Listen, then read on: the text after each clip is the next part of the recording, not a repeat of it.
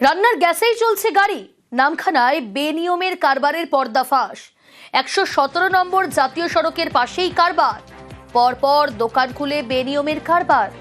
বেআইনিভাবে মজুদ রান্নার গ্যাসের সিলিন্ডার, আর সেই সিলিন্ডার থেকেই দেওয়া হচ্ছে গাড়িতে গ্যাস। পেট্রোলের থেকে কম খরচে বেশি লাভ।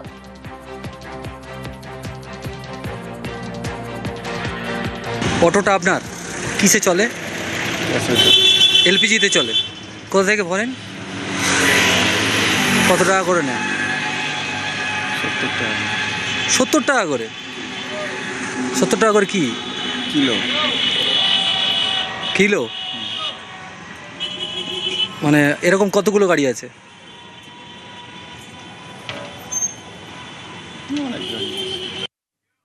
প্রতিদিন 100 থেকে 150টি গাড়িতে রান্নার গ্যাস। প্রতি কেজি গ্যাস বিক্রি 90 থেকে 100 টাকায়। বেআইনি ব্যবসার কথা স্বীকার দোকানের কর্মীদের। গাড়িতে গ্যাস ভরছি, কি গ্যাস এটা? রান্নার গ্যাস। এইরকম ভাবে রান্নার গ্যাস গাড়িতে এইভাবে ভরা যায়? জানি না, কতদিন থেকে কাজ করছে এরকম? জানি না, এটা কাকার দোকান। আমি এই 5-6 মাস আছি দোকানে। তোমার কাকার নাম কি? শেখ ইমরান। আচ্ছা, উনি কোথায়? উড়িষ্যায় আছে। উড়িষ্যা থেকে উনি ব্যবসা এখানে অপারেট করে? না, প্রথমে এখানে থাকতো, তারপরে এখন ওখানে গেছে কোনো দরকারে।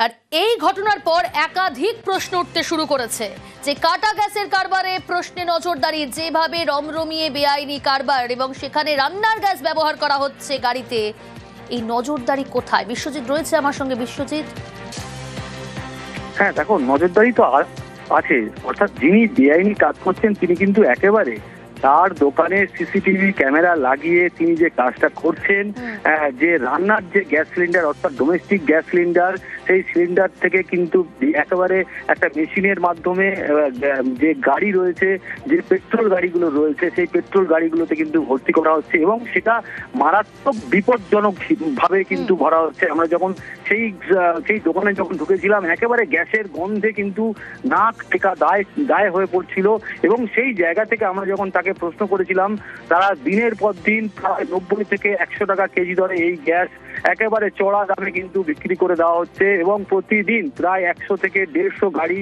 এরকম। বিশ্বজিৎ, এই ঘটনার সঙ্গে কতজন জড়িত, কারা কারা জড়িত? হ্যাঁ দেখো, একটা অসাধু চক্র কিন্তু এখানে কাজ করছে, যেটা কাকদ্বীপ থানার অন্তর্গত যে নারায়ণপুর এলাকায়, ঠিক ওই নারায়ণপুর যে স্টপেজেই ওখানেই কিন্তু 3 থেকে 4টি দোকান, তারা কিন্তু এই কাজ করে যাচ্ছে।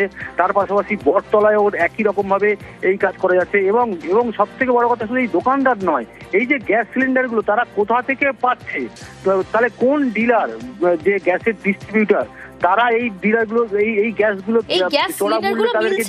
বিশ্বজিৎ একেবারেই দেখো, সেইখানেই কিন্তু প্রশ্ন যে কোন গ্যাসের ডিলার তারা চোরা পথে এই গ্যাস সিলিন্ডার গুলো, ডোমেস্টিক গ্যাস সিলিন্ডার গুলোকে এই যে অসাধু ব্যবসায়ীদের হাতে তুলে দেওয়া হচ্ছে এবং সেটা দিনের পর দিন বাড়ির রান্নাঘরে না গিয়ে একেবারে যে চোরা পথে গাড়িতে ব্যবহৃত হচ্ছে এবং তাতে করে কিন্তু যে গাড়ির যে সাশ্রয় হলেও রান্নার গ্যাস দিয়ে এইটা কেন করা হবে, স্বাভাবিকভাবে কিন্তু প্রশ্ন উঠতে শুরু করেছে।